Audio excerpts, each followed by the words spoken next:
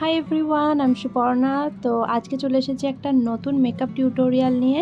তো এটা হচ্ছে একটা সামারের জন্য ওয়েডিং গেস্ট মেকআপ লুক বা পার্টি মেকআপ লুক, বা তোমরা এটা বলতে পারো বিয়েবাড়ির জন্য এই সাজটা সাজতে পারো, বা কোনো অকেশন, কোনো অনুষ্ঠানে, বৌভাত বাড়ি বা কোনো রকম পার্টি মেকআপ লুক হিসেবে এটাকে তোমরা নিতেই পারো।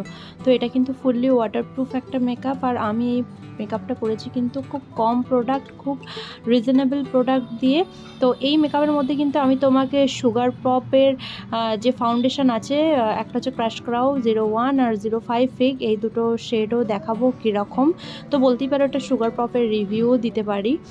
তো চলো, আগেই তোমাদেরকে আমি ইনসাইডের রিভিউ দিয়েছি, আর আজকে কিন্তু সুগার পপ আর ইনসাইডের ফিক্সার এই সমস্ত কিছু রিভিউ নিয়ে চলে এসেছি। ফার্স্ট আমি আমার মুখে গুড ভাইবসের একটা টোনার অ্যাপ্লাই করে নিয়েছি। সেই টোনারটাকে ভালোভাবে ড্রাই করে নিয়ে তার উপরে আমি পন্সের সুপার লাইট জেল ইউজ করে নিয়েছি। তোমাদেরকে প্রত্যেকবারে আমি বলি, সামারে ওয়াটারপ্রুফ মেকআপের জন্য একটা জেল বেস ময়শ্চারাইজার খুবই প্রয়োজন। তো আমি যেহেতু এটা অ্যাফোর্ডেবলের মধ্যে দেখাচ্ছি, তাই জন্য আমি কোনো দামি জেল বেস ময়শ্চারাইজার নিইনি। তো তারপরে কিন্তু আমি ভালোভাবে আমার আইব্রোটাকে ডিফাইন করে নিয়েছি, আর তারপর আমি সুইস বিউটির একটা কনসিলার দিয়ে ভালোভাবে আই বেসটা রেডি করে নিয়েছি। এরপর আমি you can be pretty all set থেকে ভালোভাবে আমি আমার আই মেকআপটা করে নিয়েছি। আমি কিন্তু যতটা পেরেছি আই মেকআপের ভিডিও তোমাদের সাথে এই ভিডিওর মধ্যে শেয়ার করেছি। তোমরাও কিন্তু এইভাবে একটা আই মেকআপ করতে পারো। আই মেকআপ কেন, ফুল মেকআপ টিউটোরিয়ালটা দেখে কিন্তু তোমরা ফুল মেকআপটাই করে নিতে পারো। তো দেখো, আমি আমার ক্রিজের উপর ভালোভাবে একটা ব্রাউন কালারের ভালো একটা শেড, খুব সুন্দর ব্রাউন কালার আর কি, রেডিশ ব্রাউন টাইপের কালার, সেটাকে ভালোভাবে ক্রিজের উপর অ্যাপ্লাই করে নিয়েছি। তারপর পুরোপুরি ক্রিজ লাইনের উপর একটা ডিপ ব্রাউন নিয়েছি এবং সেটাকে আউটার কর্নারের দিকে ব্ল্যাক কালার দিয়ে ভালোভাবে ব্লেন্ড করছি। আর আমি এটা ব্লেন্ডেড আইজ করব এবং ইনার কর্নারের দিকে কিছুটা কাট ক্রিজের মতো, কাট কিন্তু আমি দেবো না, তাও কাট ক্রিজের মতো একটু শিমারটা অ্যাপ্লাই করে নেবো। এই ব্লেন্ডেড আই কিন্তু এখন খুব চলছে, তোমরা এইভাবে কিন্তু অবশ্যই আই মেকআপটা করে নিতে পারো। তো ভালোভাবে আই মেকআপটা করে নেওয়ার পর আমি কিন্তু আমার বেস মেকআপের দিকে চলে যাব। আর এই গরমকালের জন্য বেস মেকআপটা যত ভালোভাবে ব্লেন্ড করবে, যত টাইম নিয়ে করবে, ততটাই কিন্তু লং লাস্টিং হবে।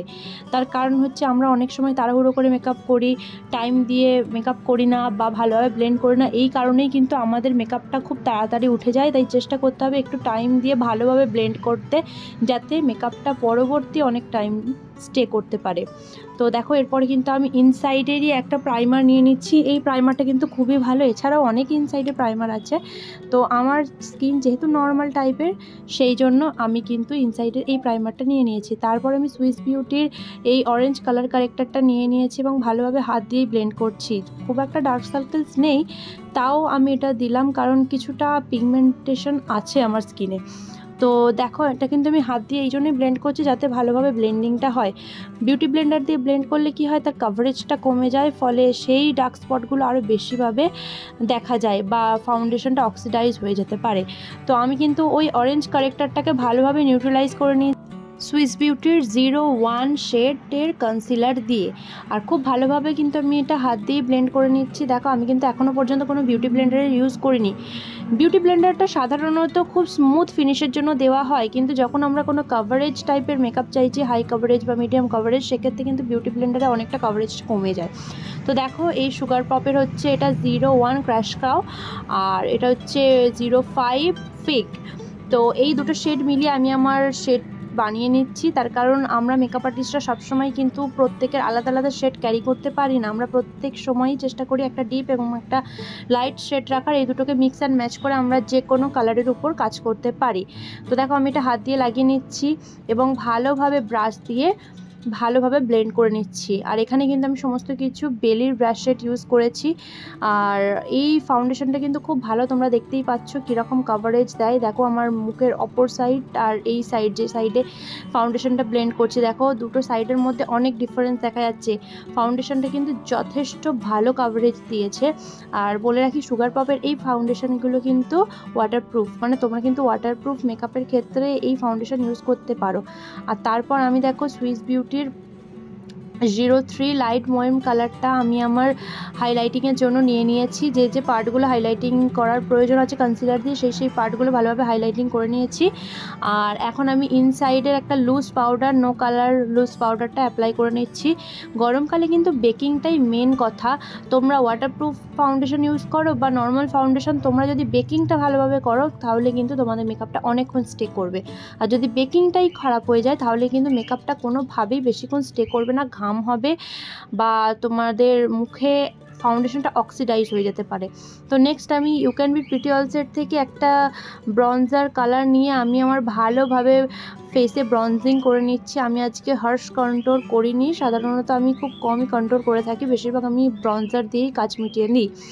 তো দেখো আমি ভালোভাবে ব্রঞ্জিং করে নিচ্ছি যে জায়গাগুলোতে ব্রঞ্জিং করার প্রয়োজন পড়বে শেষে। আর আমার কিন্তু ডবল চিন আছে, তাই জন্য কিন্তু ডবল চিনের জন্য ভালোভাবে আমাকে সমস্ত জায়গাগুলোকে কাট করতে হচ্ছে এই ব্রঞ্জিং দিয়ে। তো দেখো আমি কত ভালোভাবে এই মোটা ব্রাশ দিয়ে কিন্তু আমার নাকের কন্ট্রোলটাও করে নিচ্ছি। তো এইভাবে কিন্তু আমি আমার মেকআপটা করছি, তোমরাও এইভাবেই কিন্তু অ্যাপ্লাই করতে পারো। আর তারপর দেখো আমি কিন্তু আই ম্যাজিকের একটা ব্লাশার প্যালেট থেকে দুটো কালার, পিচ আর পিঙ্ক, এই দুটো কালার মিক্স করে আমি আমার ব্লাশার অ্যাপ্লাই করে নিচ্ছি। আর বারবার আমি আমার বাচ্চাটার দিকে দেখছি কি করছে, ও খুব উঠে পড়ছিল, ঘুমাচ্ছিল কিন্তু খুব নড়াচড়া করছিল যেহেতু আমি ওর পাশে শুইনি। তো দেখো এরপরে কিন্তু আমি আমার চোখে কাজলটাও পরে নিচ্ছি এবং ভালোভাবে সেটাকে নিচে একটা ব্ল্যাক কালারের আইশ্যাডো দিয়ে ভালোভাবে স্মাচ করছি। আমরা প্রত্যেকেই জানি যে আগে আমরা কি করতাম, শুধু কাজল পরে ছেড়ে দিতাম, কিন্তু এখন কিন্তু অ্যাডভান্স মেকআপ টেকনিকে বলা হয় যে কাজল পরে সেটাকে ভালোভাবে কিন্তু স্মাচ করতে হবে, নইলে সেই কাজলটা পরক্ষণে তোমাদের চোখের নিচে বিচ্ছিরিভাবে ছড়িয়ে গিয়ে একদম ডার্ক সার্কেলস মানে তৈরি করে দেবে।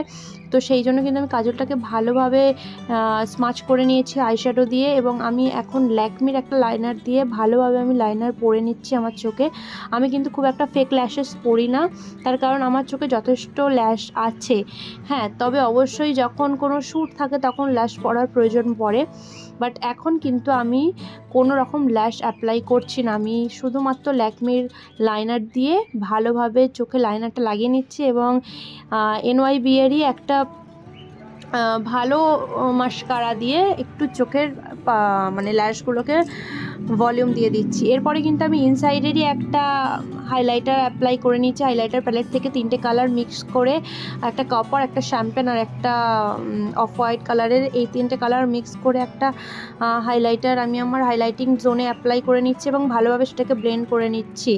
তোমরা চেষ্টা করবে যতটা পরিমাণে কম ক্রিম প্রোডাক্ট এই গরমের সময় অ্যাপ্লাই করার জন্য, কারণ গরমে যত ক্রিম প্রোডাক্ট অ্যাপ্লাই করবে তত কিন্তু মেকআপটা গলবে, আর যত পাউডার প্রোডাক্ট ইউজ করবে তত কিন্তু মেকআপটা লং লাস্টিং হবে। আর এরপরে কিন্তু আমি ইনসাইডেরই একটা লিপস্টিক দিয়ে, নট ট্রান্সফার লিপস্টিক দিয়ে ভালোভাবে কিন্তু আমি আমার ঠোঁটের ওমব্রেটা করে নিচ্ছি আর ভিতরে কিন্তু মানে ঠোঁটের একদম লাইনিংটা করে নিচ্ছি এবং লাইনিংয়ের ভিতরে কিন্তু আমি একটা লাইট কালারের লিপস্টিক অ্যাপ্লাই করে নিয়েছি এবং তারপর আমি ইনসাইডেরই একটা ফিক্সার দিয়ে ভালোভাবে আমার মেকআপটাকে স্টিক করে দিয়েছি ফেসের সাথে। তো তোমরা কিন্তু এইভাবে অবশ্যই অ্যাপ্লাই করতে পারো, দেখতে পারো তোমাদের কীরকম মেকআপটা থাকছে, অবশ্যই তোমরা আমাকে কমেন্ট করে জানাতে পারো। আর যারা যারা আমার চ্যানেলে নতুন তারা অবশ্যই আমাকে সাবস্ক্রাইব করে আমার পাশে থাকবে এবং বেল আইকনটা প্রেস করে দেবে, প্রচুর শেয়ার করবে, লাইক কমেন্ট অবশ্যই করবে। তোমরা কী ধরনের মেকআপ দেখতে চাও সেটাও কিন্তু অবশ্যই আমাকে জানাবে। এই ধরনের যে কোনো মেকআপ প্রোডাক্ট রিভিউ বা এই ধরনের যে কোনো মেকআপের টিউটোরিয়াল জানার জন্য অবশ্যই কিন্তু আমার চ্যানেলটাকে সাবস্ক্রাইব করবে। আর তোমরা কী ধরনের মেকআপের ভিডিও দেখতে চাইছো সেটাও কিন্তু আমাকে অবশ্যই করে জানাবে। আর আজকের এই লুকটা দেখো, ফাইনাল লুক, তোমাদের কেমন লেগেছে তোমরা অবশ্যই কিন্তু আমাকে কমেন্ট করে জানাবে। আর এই রকম ভিডিও কিন্তু অবশ্যই করে আমি পরবর্তীতে আবারও দেবো। তোমরা কিন্তু আমার পাশে থেকো, চ্যানেলটাকে সাবস্ক্রাইব করে বেল আইকনটা প্রেস করে দিও। তোমাদের রিলেটিভ বা ফ্রেন্ডসের মধ্যে অবশ্যই ভিডিওটা শেয়ার করো, কমেন্ট করো। আর কী ধরনের ভিডিও দেখতে চাইছ অবশ্যই তোমরা আমাকে জানিও।